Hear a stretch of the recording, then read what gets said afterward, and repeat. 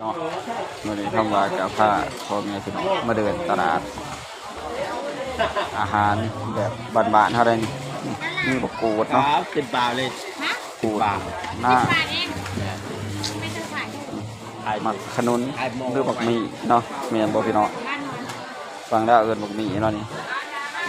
ถุงละ10 บาทอ่ะถุงละ10 บาทบ่พ่อค้าถุง ครับผม10 บาทครับ ถุง10 บาทเนาะบ่รู้ว่าเขาไปเฮ็ดหยังกินเนาะเฮ็ดแกงกินบ่หรือว่าเฮ็ดจังไดเนาะ